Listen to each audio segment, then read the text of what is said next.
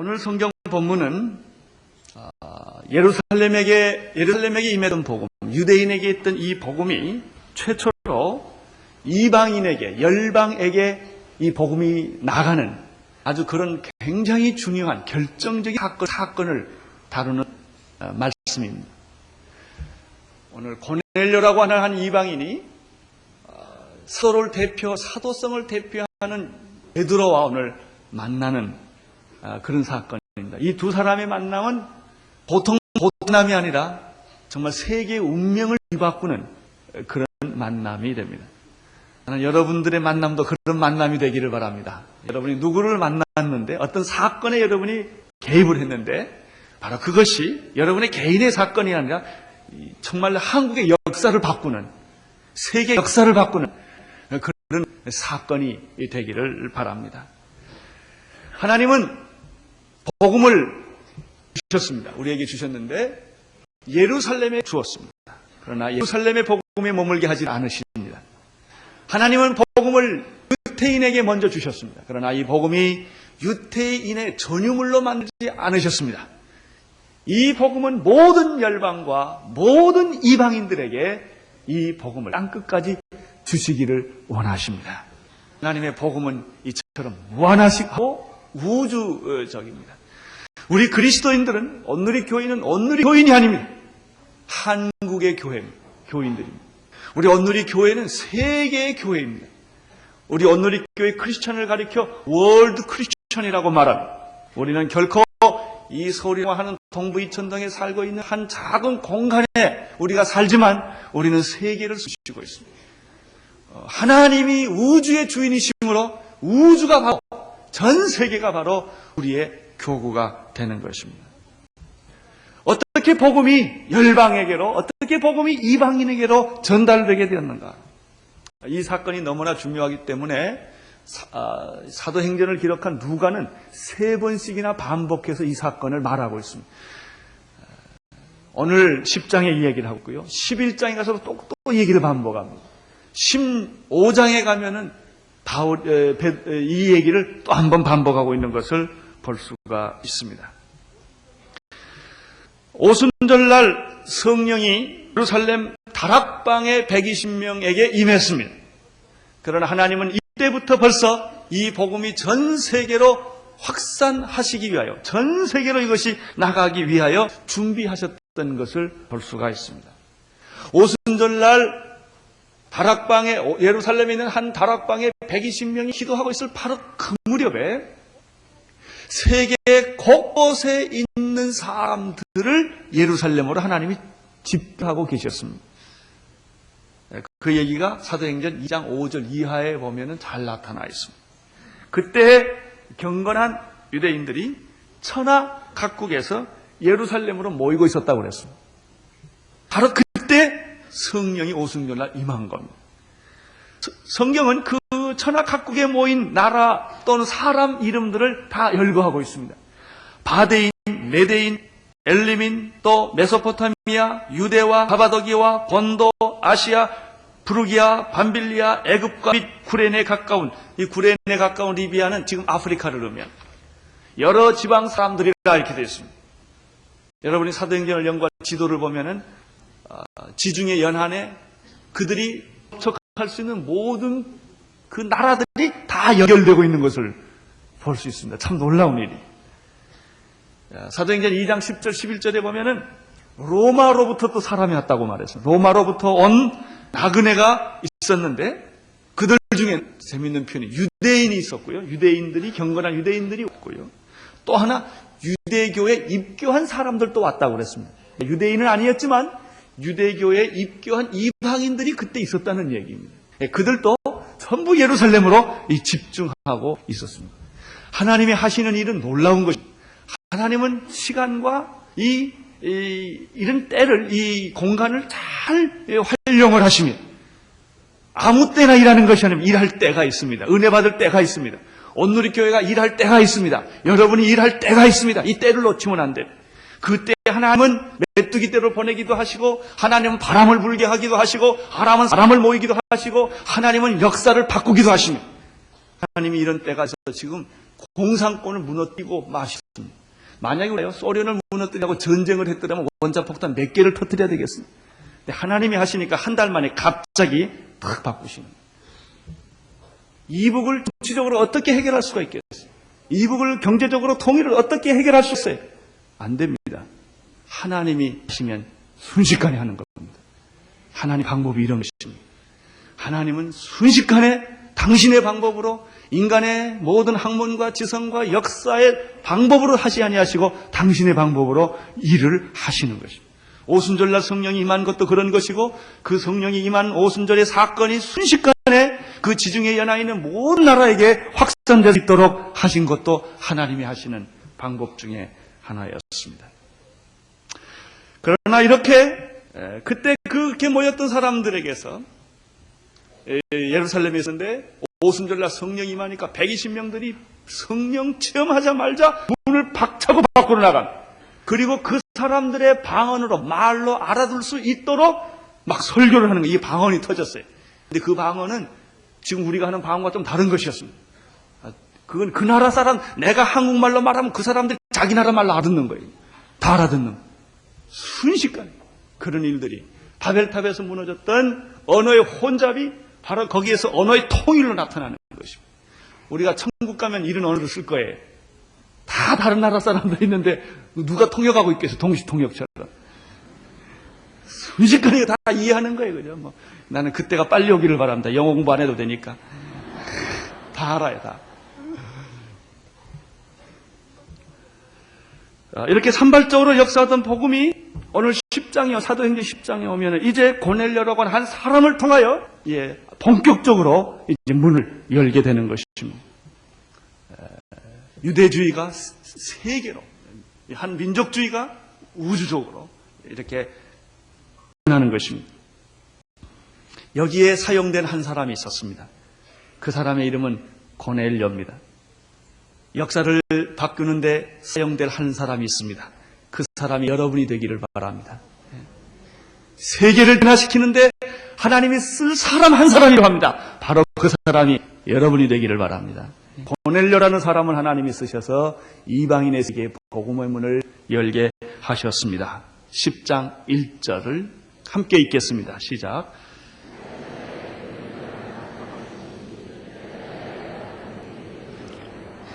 그 사람은 군인이었습니다. 이탈리아 지금으로 말하면 로마의 군인이었습니다. 근데 그 사람은 어떤 군인이었냐면은 100명의 군인을 통치하는, 100명의 군인들을 관리하는 그런 사람이었습니다. 이탈리아의 연대 조직에서는 600명이 한 연대를 이루다. 그 연대를 100명씩을 잘라서 또 지휘관을 맡겼던 것입니다. 신약에 보면은 놀랍게도 백부장이 많이 나옵니다. 어떤 한 백부장이 자기 하인이 불병으로 아파 있어서 예수님에게 찾아와서 내 하인을 고쳐주십시오. 그랬더니 예수님이 고쳐주시겠다고 가자고 하니까 오실 거 없습니다. 말만 하시오. 그러면 내 하인이 할 겁니다. 나도 군인으로서 이 사람 보고 이래라 저래라 그러면 나도 그렇게 합니다. 예수님 오실 거 없습니다. 말만 하십시오. 그때 예수님이 뭐라고 그랬죠? 이스라엘 중에 이만한 믿음을 본 사람이 내가 없다. 그리고 병을 고쳐줍니다. 놀라운 일입니다. 예수님이 십자가에 못 박혀 죽을 때도 그 한 백부장이 저 사람이야말로 정말 하나님의 아들이라고 고백한 사람이 그 백부장이었습니다.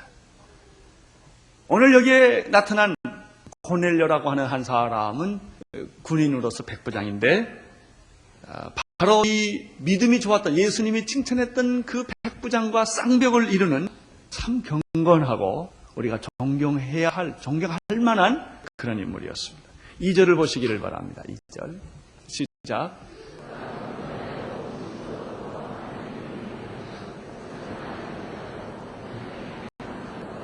요즘도 군인들 가운데 정말 신앙이 깊은 분들을 종종 만나게 됩니다. 모르겠습니다만은 제가 만나본 군인들, 또 저희 교회 다니시는 군인들이나 군인 출신들을 보면 정말 존경할 만한 분들이 참 많습니다. 세상에서는 뭐라고 말해도 정말 귀하신 분들이 참 많은 것을 저는 여러분들에게 간증할 수가 있습니다. 정말 깨끗하고 충성스럽고 나라를 염려하는 그런 분들이 있습니다. 사도 바울은 예수를 믿는다는 것은 군인과 같다 이렇게 표현한 적이 있습니다. 소위 군대를 좋아할 사람이 아무도 없어요. 다 이게 엉여사니까. 그런데 잘 믿는다는 게 뭐냐면 그 군인 생활과 같다 그렇게 표현했습니다. 그래서 이런 그런 교파까지 구세군이라고 하는 교파까지 생겼고 군복을 입고 다닙니다. 그 사람들. 그 크리스마스 때 정치는 그게 바로 너무 예수를 잘 믿고 싶어서 군대 조직으로 교파를 만든 것이 바로 구세군입니다. 부수장군 같은 분은 정말 훌륭한 분들입니다. 디모데후서 2장 3절에 보면은 예수 믿는 것을 이렇게 표현을 했습니다. 내가 그리스도 예수의 좋은 군사로 나와 함께 고난을 들지니 군사로 다니는 자는 자기 생활에 얽매이는 자가 하나도 없나니. 군인은 자기 생활대로 못 삽니다. 크리스천이 사실 그렇습니다. 내 마음대로 살고 하나님이 조금 필요한 게 아닙니다. 하나님의 뜻대로 사는 게 그리스도인입니다. 군인은 생활이 없는 것입니다. 군사로 모집한 자를 기쁘게 하는 게 군인이라고 그랬는데 바로 그리스도인들은 내가 예수를 만난 이후에 하나님을 기쁘게 사는 사람들인 것입니다. 이 고넬료라고 하는 경건한 한 군인은 어떤 사람이었습니까? 성경을 다시 한번 보시기를 바랍니다. 10장 2절 첫째, 그는 어떤 사람입니까? 경건한 사람이었습니다. 하나님을 경외하는 경건한 사람이었습니다. 신약의 경건이라는 단어가 많이 나오지 않습니다. 그런데 이 경건이라는 뜻은 신앙을 전부 내포하는 단어입니다. 참 신앙은 무엇인가? 경건입니다. 경건이 없는 것은 신앙이라고 말하기가 어렵습니다. 능력이 신앙이 아니라 경건이 신앙입니다. 경건한 생활, 하나님을 경외하는 생활, 이 땅에 살지만 우리가 하나님의 백성으로 살아가는 그런 신앙의 깊은 경건이 있는 것입니다. 나는 우리 교회 안에 이런 경건이 있기를 바랍니다. 여러분의 내면 생활 속에 형식적인 경건이 아니라 정말 경건이 여러분에게 있게 되기를 바랍니다. 이 고넬료라고 하는 군인은 경건한 사람이었는데 하나 더 봅니까? 이 사람은 온 집으로 더불어 하나님을 경외하는 사람이었다. 개인적으로 경건한 사람이었습니다. 우리 교회도 보면은 개인적으로 예수 잘 믿는 사람이 참 있습니다. 부인이 혼자 잘 믿습니다. 남편이 혼자 잘 믿습니다. 근데 혼자 잘 믿어요. 가족이 잘 믿는 것이 쉬운 일이 아닙니다. 근데 이 사람은 온 가정이 다 예수를 잘 믿는다고 그랬어요. 저는 이 말씀을 좀 더 깊이 묵상하고자 합니다. 여러분, 이 고넬료라는 남자가 부인으로부터 존경을 받지 못했다면 이렇게 안 될 겁니다. 그 남자를 제일 잘하는 사람은 그 부인입니다. 세상에서 뭐라고 그래도 부인은 그 남자를 압니다. 그 남자의 성격과 사생활을 압니다. 부인으로부터 존경받을 수 있는 남편, 대단한 남자입니다. 나는 여러분들이, 우리 교회 남편들이 모두 부인으로부터 존경받게 되기를 바랍니다. 마음속으로. 돈 벌어다 주는 존경이 아니라, 대개 남자들은 돈 벌으면 다 했다고 생각을 해요. 돈 갖다 주면 절대 존경 안 합니다. 인격적 존경을 받아야 합니다. 그 가정이 예수를 다 잘 믿게 되었는데 분명하게 보면 자식들의 눈에 보인 아버지가 좋은 아버지였다는 거예요. 대개 목사집 자녀가 어렵습니다. 왜냐하면 너무 목사기 때문에 그 삶이 그러기 때문에 자식들이 참 그 예수 잘 믿기가 어려운 게 보통 성직자의 가정입니다. 가족 전체가 잘 믿는다. 아이들까지도 아이들의 눈에 보여도 부모님이 참 존경스럽고 사랑스럽고 우리 아버지는 진짜다. 이런 말을 듣는 아버지. 그 사람이 바로 고넬료였다는 겁니다. 부인으로부터 존경을 받고 어린 자녀들로부터 우리 아버지는 최고다. 정말 진짜다. 우리 아버지가 정말 나는 사랑하고 존경한다. 이런 게 있었기 때문에 온 가족이 다 하나님을 섬기게 된 것입니다. 그 사람이 바로 고넬료였습니다. 이 사람은 부인으로부터 존경과 자녀로부터 사랑을 받을 뿐만 아니라 하인과 그 집의 몸종들 노예로부터도 존경을 받았다는 것입니다. 7절을 보십시오. 7절에 보면 마침 말하던 천사가 떠남에 고넬료가 집안 하인 몇 명을 2명과 그 다음에 종졸 그 하인과 또 다른 형태의 노예가 있습니다. 종이 있습니다. 종졸 가운데 무슨 사람? 경건한 사람 이렇게 되어 있습니다. 그리고 보니까 그 집에 집에서 일하는 사람 존경받는 주인은 최고입니다. 대개 그 사람들은 월급을 주고 돈을 줘서 명령을 시켜서 일을 시킵니다. 근데 그 종이 하인이 경건한 자였다고 말해서 이건 진짜입니다. 고넬료는 바로 이런 사람이었다는 것입니다. 두 번째 이 사람에 대해서 생각하겠습니다. 2절을 다시 보시오. 그가 경건하여 온 집으로 더불어 하나님을 뭐하며? 경외하며. 7절까지 가니까 노예까지 종들까지도 경건한 사람이었다고 그랬죠. 그 다음에 2절을 다시 보면은 백성을 많이 뭐라고 그랬죠? 구제했다고 말했습니다. 여러분 사업가도 아닌 군인이 월급 받으면 얼마나 받겠어요? 대개 군인들 집 한 칸 마련하기 참 어렵습니다. 자녀 교육시키기도 참 어려운 월급입니다. 그러한 신분을 가지신 분이 구제를 많이 했다는 것입니다. 백성을 많이 구제했다는 것입니다. 분명히 이 사람은 가난한 자들에게 관심이 있었고 어렵고 고통하는 장한 자에게 손을 핀 사람입니다. 놀라운 사람입니다. 아마 힘겹도록 구제했을 거라는 생각이 듭니다. 세 번째입니다. 이 사람은 어떤 사람인가? 세 번째, 하나님께 뭐 했죠? 기도했는데 어떻게 기도했어요? 항상 기도했다고 성경은 말하고 있습니다. 누구든지 기도할 수 있습니다. 그러나 항상 기도하기는 어렵습니다. 이분은 시간을 정해놓고 기도했습니다. 이분은 삶이 기도였는지도 모르겠습니다. 어떤 기도를 위해 기도를 한 것이 아니라 그의 삶이 기도였습니다. 사람을 만날 때마다 그는 기도하면서 만납니다. 주님, 내가 이 사람을 만났는데 내가 예수님의 모습을 보여주게 하여 주옵소서. 순간순간 무슨 결정을 합니다. 결정할 주님, 내가 이 결정을 어떻게 하면 좋습니까? 기도하면서 얘기하고 기도하면서 결정을 하는 사람. 바로 이 사람이 고넬료라는 사람이었습니다. 기도하는 사람은 내면에 성숙이 있는 사람입니다. 내면적인 사람만이 기도할 수 있습니다. 외형적인 사람은 개인의 경건 기도 시간을 갖기가 어렵습니다. 기도할 수 있는 사람은 순종할 수 있는 사람입니다. 기도할 수 있는 사람은 겸손한 사람만이 기도합니다. 교만한 사람은 절대로 기도 못합니다. 지가 제일 잘났으니까. 그가 누구 앞에 머리를 숙이겠습니까? 머리를 숙였다가도 한 1분이면 금방 듭니다. 이게 잘 안 굽혀지는 거예요. 여러분, 하나님 앞에 사람들 없는 곳에서 하나님 앞에 조용히 무릎 꿇고 기도할 수 있는 사람, 그의 인격과 신앙이 성숙한 사람임에 틀림이 없습니다. 오늘 가서 한번 해보세요. 기도가 되나 안 되나. 마음 먹고 기도하려고 그래도 잘 안 돼요. 한 시간 기도한 것 같은데 깨보면 5분밖에 못했어요. 이게 잘 안 돼요. 기도가 이렇게 마음대로 되는 게 아닙니다. 기도가 깊은 사람은 신앙 인격이 깊은 사람입니다. 사람 앞에서 쇼하지 않는 사람, 깊은 사람입니다. 네 번째, 고넬료는 어떤 사람이었나? 그는 기도 중에 환상을 보는 사람이었습니다. 3절을 보시기를 바랍니다. 시작.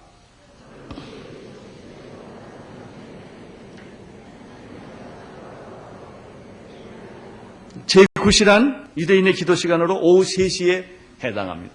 한참 일하는 도중에 그는 하나님을 기억하고 기도 시간에 약속대로 기도하는 사람입니다. 여러분, 하나님의 음성을 어떻게 들을 수가 있겠습니까? 하나님의 환상을 어떻게 볼 수가 있겠습니까? 기도하지 않는데 어떻게 하나님 환상을 볼 수 있겠습니까? 하나님이 막 내가 일하고 있는데 야, 내가 지금 환상을 볼 테니까 잠깐 기다려, 이래서 보여주겠습니까? 그렇지 않아요. 기도하고 있는데 하나님이 그 시간을 이용해서 보여주는 것입니다. 여러분, 내 마음이 조용하고 경건하게 묵상하지 않고 있는데 어찌 음성을 들을 수가 있겠습니까? 시끄럽게 떠들고 돌아다니는, 우리들의 얘기에 거의 대부분은 불필요한 얘기들을 하고 돌아다닙니다. 하지 않아도 될 얘기들을 하고 돌아다닙니다. 너무 시끄럽습니다. 그런데 어떻게 하나님의 음성이 그에게 전달될 수가 있겠습니까? 우선 조용해야 듣습니다. 은밀한 시간을 가져야 하나님의 마음을 느낄 수가 있지 않겠습니까?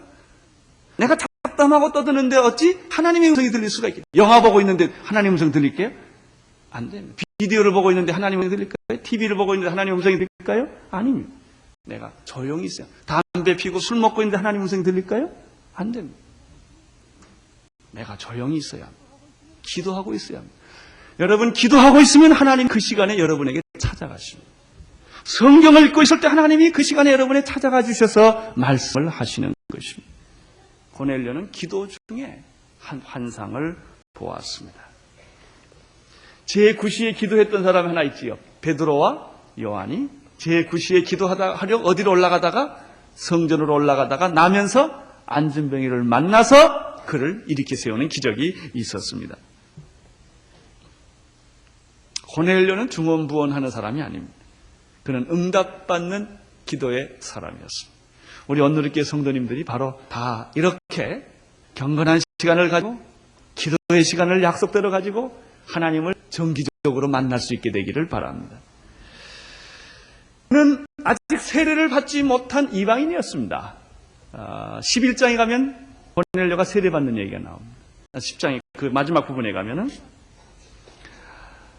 그렇지만 이 사람은 이탈리아 대 로마의 군인이었지만 정말 개인적으로 그는 하나님을 경외하고 가난한 자를 돌보고 있었던 사람이라는 것입니다.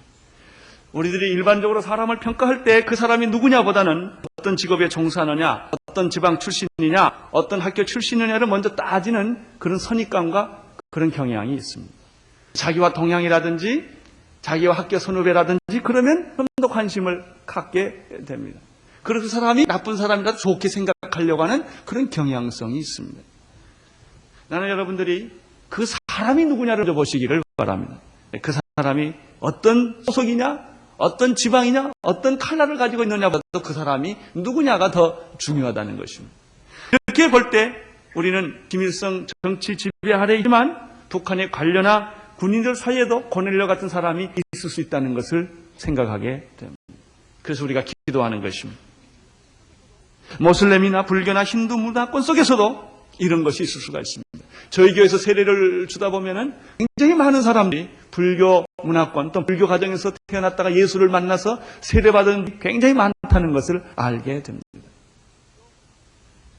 이 고넬료는 비록 로마의 한 군인이었지만은 그는 경건한 하나님을 경외하며 정말 하나님의 가난한 자를 돌보는 사람이었습니다. 3절 4절을 여러분이 같이 읽겠습니다. 시작.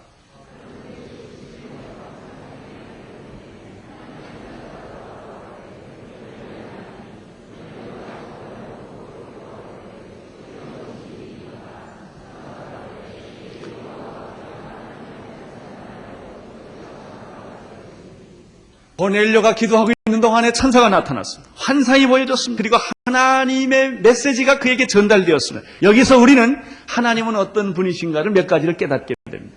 하나님은 어떤 분이신가? 첫째, 하나님은 모든 사람을 다 사랑하십니다. 원수도 사랑하십니다. 죄인도 사랑하십니다. 하나님은 모든 사람에게 다 관심이 있으십니다. 그러나 특별히 더 관심 있는 사람이 있습니다. 어떤 사람이? 기도를 많이 하고 구제를 많이 하는 사람에게 하나님은 특별 관심이 있습니다. 여러분, 하나님께 특별 관심 받고 싶은 분, 기도 많이 하시고 구제 많이 하시기를 바랍니다. 오늘 이 예배 끝나고 돌아가다가 누구인가 구제를 꼭 해보시기를 바랍니다. 없으면 찾아가서라도 구제하시기를 바랍니다. 하나님이 이것을 굉장히 기뻐한다는 것입니다. 이방인이라 할지라도 세례받지 않는 사람이라 할지라도 하나님은 기도하고 자기를 찾고 자기를 잘 모르지만 하나님을 찾고 하나님을 경외하고 인간의 물질과 인간이 신이 아니라 정말 살아계신 하나님이 계실 것이다. 어떤 그분에 대한 간절한 사모함이 있는 사람, 그리고 잘은 모르지만은 내 주위에 가난하고 어렵고 불쌍한 사람들을 자꾸 돕는 사람, 이런 사람에 대해서 하나님은 특별 관심이 있다 하는 거예요. 4절에 보면은 천사가 가로 내 기도와 뭐가? 구제가 어디에 상달됐다? 하나님 앞에 상달되어 하나님이 뭐한 바 되었다? 기억한 바 되었다. 아멘. 하나님은 여러분이 기도하는 것을 꼭 기억합니다. 하나님은 여러분이 오른손 모르게 왼손 모르게 구제한 그것을 하나님은 반드시 기억합니다. 이미 상이 지급되었느니라 라는 말, 이미 영수증이 발급되었느니라 그런 뜻이에요. 여러분이 구제하려는 마음을 갖는 순간에 하나님은 영수증부터 쓰세요. 놀라운 일이에요. 그래서 오늘 부탁합니다. 돈 여러분만 쓰지 마시고 여러분만 챙기지 말고 나눠주세요. 필요로 하는 사람 도와주세요. 그렇죠? 빚내서는 도와주지 마세요. 도와줄 수 있는 범위 안에서 사랑을 베푸세요. 하나님이 기억합니다. 꼭 기억합니다. 여러분이 어려울 때 하나님이 기억해 주십니다. 여러분이 수치를 당할 때 하나님은 기도와 여러분의 구제를 기억하시고 여러분을 도와주십니다. 적어도 하나님이 날 기억하게 할 것 하나 정도는 가지고 있어야 좋습니다. 지난주에 우리가 말씀을 들은 욥바에 있는 다비다라는 여자를 기억하십니까? 이 여자는 경건한 여제자로서 예수님의 제자로서 선행과 구제가 뛰어난 여자였습니다. 그가 죽었을 때 사람들은 그를 무덤에 넣지를 않았습니다. 그의 시체를 깨끗이 씻어서 바라게 두었습니다. 이 정도였습니다. 구제의 힘이, 선행의 힘이 이렇게 큰 것입니다. 평소에 사람들한테 베풀어야 합니다. 절대로 평소에 깍쟁이 노릇하면 안 됩니다. 그래서 여러분이 베풀 수 있을 때 자꾸 베풀어줘야 합니다. 하나를 더 집어줘야 합니다. 선을 행해야 합니다. 절대 깍쟁이 노릇하지 마십시오. 여러분이 어려울 때 당합니다. 그러나 평소에 많이 베푼 사람들은 여러분이 어려움을 겪을 때 주위에서 여러분을 돕습니다. 작은 이익에 눈을 멀지 마시기를 바랍니다. 이 여자는 평소에 선행과 구제를 많이 했습니다. 사람들이 너무너무 그를 사랑해서 그의 시체를 무덤에 두지 않냐고 다락에 올려놨습니다. 그래서 그는 다시 살 수가 있었습니다. 하나님이 그 여자의 선행과 구제를 기억하셔서 베드로를 보내가지고 이 다비다를 다시 죽음에서부터 살려주셨던 기록을 우리가 보았습니다.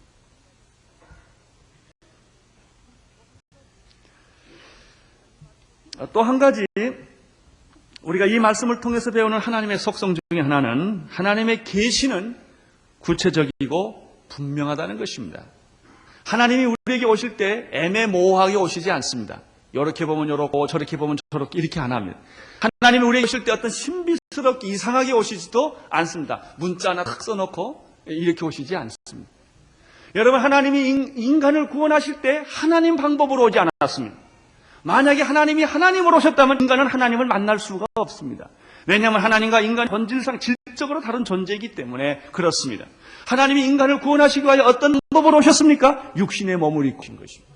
사람이 알아듣기 쉽게, 사람이 해석하기 쉽게, 사람이 받아들이기 쉽게 그는 우리와 성정이 똑같은 예수 그리스도라고 하는 그런 인간의 몸을 입고 오신 것입니다. 말씀이 육신이 되어 우리 가운데 오신 것입니다. 우리가 내가야 합니다. 밑에 있는 사람들 보고 우리 수준으로 올라와 그러면 안 됩니다. 어떤 사람 수준이 달라서 그런 사람이 많아요. 수준이 안 맞아서 뭘 안 맞긴 뭘 안 맞아요. 내가 내려가면 되지. 여러분의 수준이 도도합니까? 그렇지 않습니다. 내려가 줘야 합니다. 이 하나님은 인간에게 오셨습니다. 우리는 우리의 수준이 안 맞을지 모르지만 그러면 내려가서 그들과 똑같이 살아야 합니다. 그것이 사랑입니다. 하나님이 인간에게 오실 때, 성령님께서 우리에게 오실 때 모든 것이 아주 분명하고 구체적이고 그리고 쉬운 것이었습니다. 5절을 보시기를 바랍니다. 5절 시작.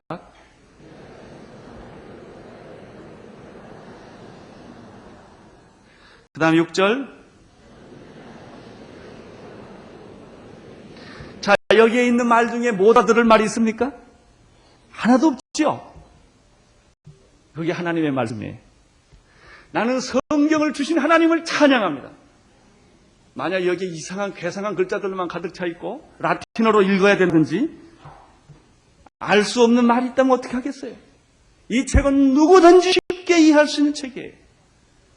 나는 하나님의 말씀을 환상으로 주시지 아니하고 기록된 말씀으로 주신 것이 아니라 감사를 드립니다.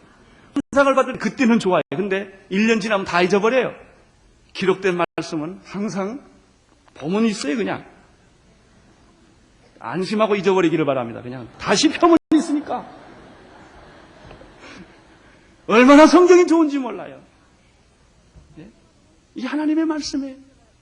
나는 하나님의 말씀이 기록된 말씀으로 오는 것을 일어나야 감사와 찬송과 영광을 올립니다.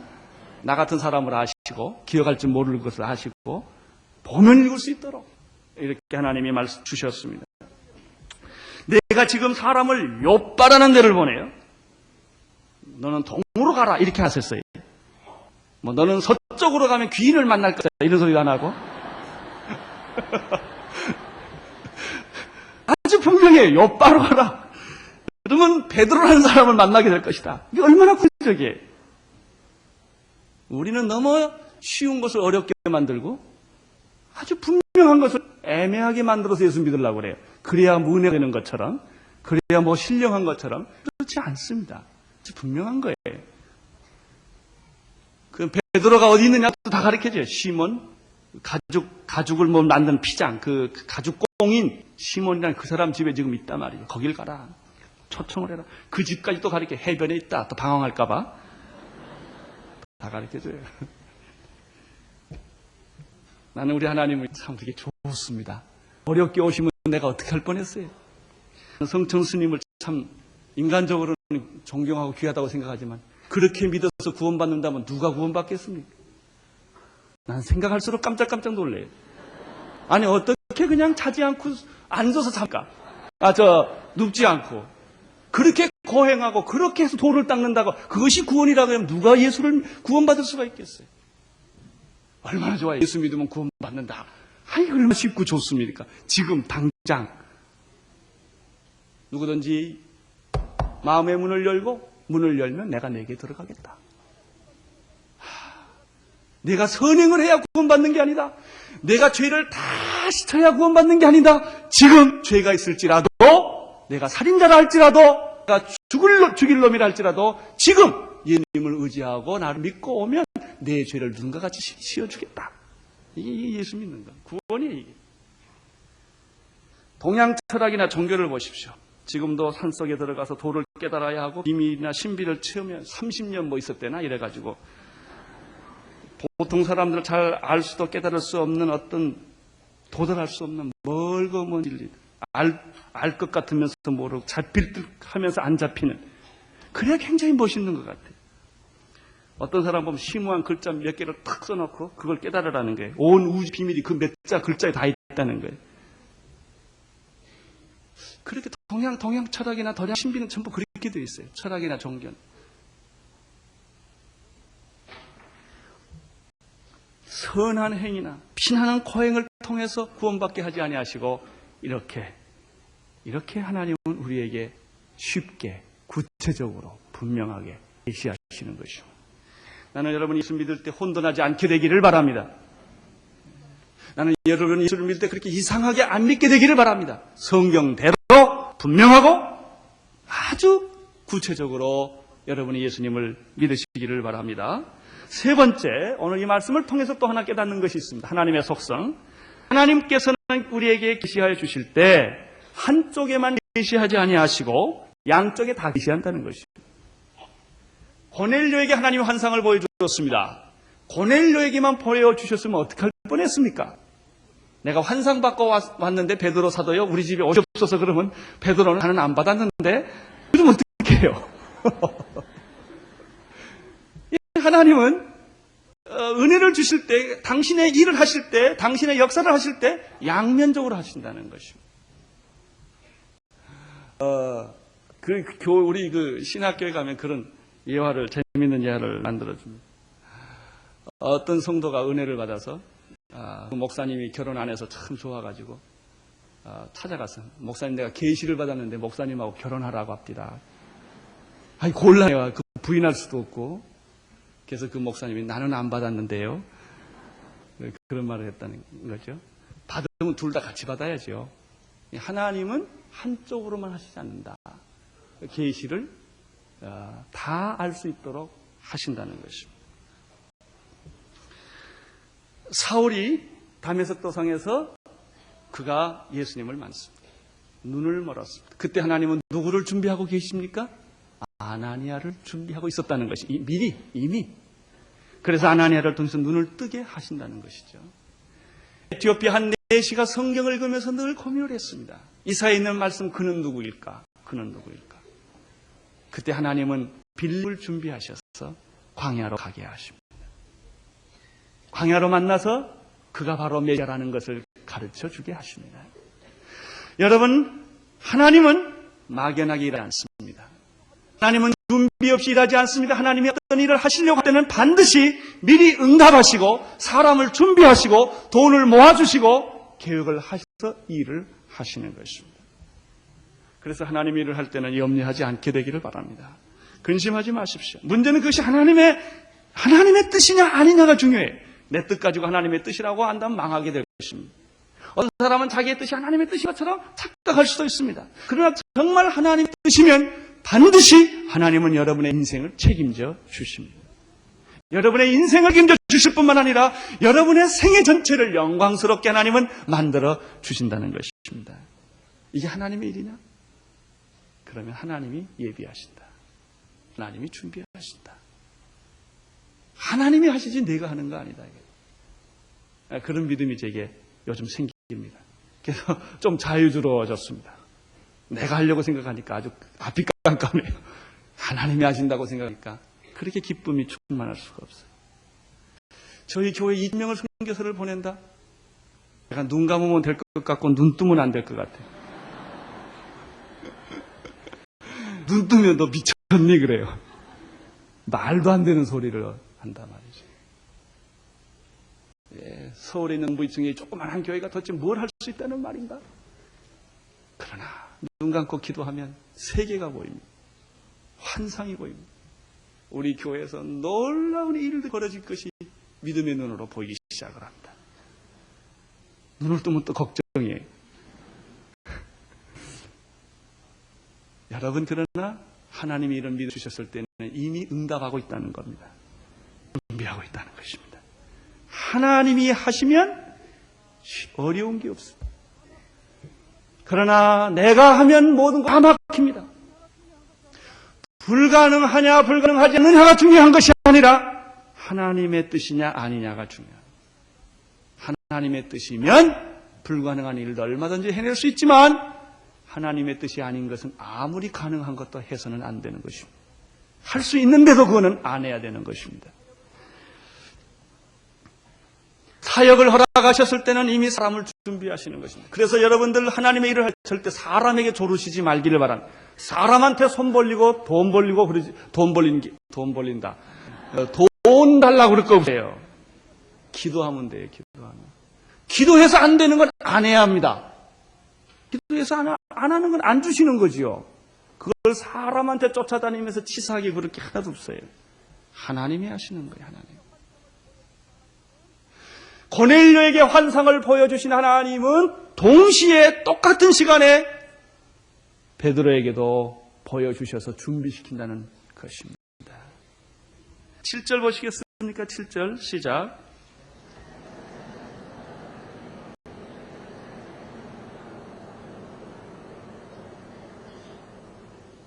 예, 여기서 우리가 또 하나 배울 게 있어요. 경건한 사람을 보냈어요. 하나님의 일은 기도하는 사람 언제나 심부름시켜야 돼요. 능력 있는 사람을 심부름시키는 것이 아니라 하나님을 경외하는 사람에게 일을 맡겨야 합니다. 그 사람이 일을 좀 잘못할 것 같아도 그 사람은 일을 해냅니다. 그러나 똑똑한 사람 중에 기도하지 않는 사람 일 시키면 안 됩니다. 능력 있는데 기도하지 않는 사람 조심해야 됩니다. 그 사람은 일은 만들어낼 수 있을지 몰라도 나중에 일이 다 어그러집니다.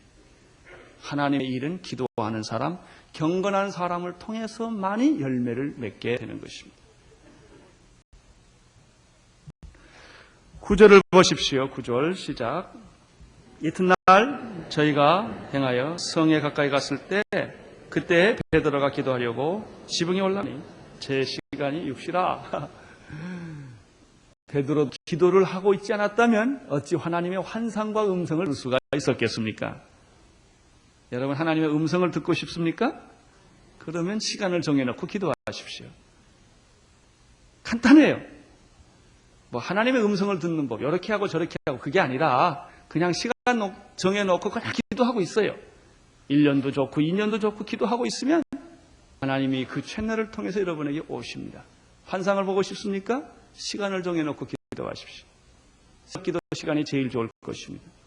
일정한 시간에 늘 헌신을 하세요. 우리는 사람하고 만날 때도 시간 약속하고 합니다.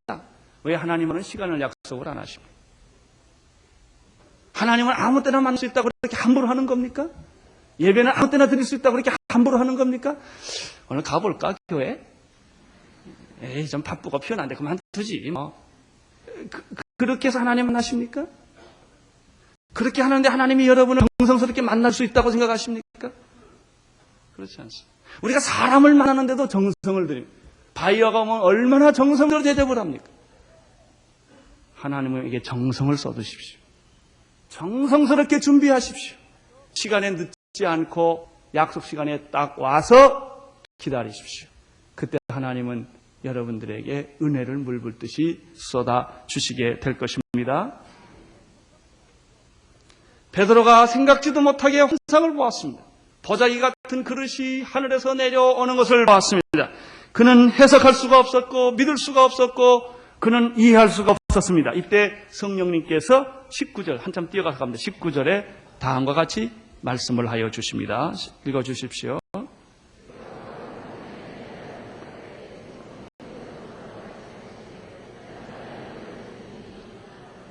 하나님이 하신 일이 얼마나 오묘합니까? 두 사람이 너를 찾으리니 일어나 내려가라. 의심하지 말고 함께 가라. 이렇게만 분명히 듣는다면 우리 예수 믿는 거 갈등 없죠. 그렇죠? 근데 이게 소리를 못 들으니까 이런 게 맞을까? 저런 고민해요. 하나님이 이렇게 해라. 떠나라. 의심하지 말라. 가라. 여기 오른쪽으로 가라. 이러면 딱 좋을 텐데 이게 잘 안 돼요. 안 되는 것에 대해서 얘기하지 말고 여러분이 얼마나 무릎 꿇고 기다렸는가를 생각해 보세요. 우리는 너무나 뻔뻔합니다. 많이 불자 땀 한 자 물이 당자. 땀 안 흘리고 먹을 사람들이 불안당들이에요. 우리는 불안당 신앙들을 가지고 있어요. 얻는 건 조금 바치고 얻는 건 많이 얻기를 원하고 기도나 구제는 작게 하고 하나님이 자기 보호해주고 축복해주기는 하늘만큼이나 기다리는 불안당들이에요. 투자하세요. 투자. 무릎 꿇고 기도하세요. 하나님 앞에 겸손하세요. 가난한 사람들에게 손을 많이 펴세요. 왜 하나님이 여러분을 기억하지 않겠습니까? 왜 하나님이 여러분의 마음을 읽지 않겠습니까? 너무 우리가 하나님께 드린 게 없다는 것이죠. 무슨 일이든지 하나님께서 간섭하시고 기뻐하시고 준비하신 일이라면 아무리 불가능하고 돈이 많이 드는 일이라 할지라도 반드시 이루어집니다. 염려하지 마십시오. 의심하지 마십시오. 오늘 말씀을 통해서 전체적으로 나타난 하나님의 뜻은 무엇입니까? 고넬료라는 이 경건한 한 사람을 통하여 이방인에게 복음의 문을 열게 하신다는 데 있습니다. 하나님의 관심은 고넬료에게도 있지만은 그러나 고넬료에게 머무는 것이 아닙니다.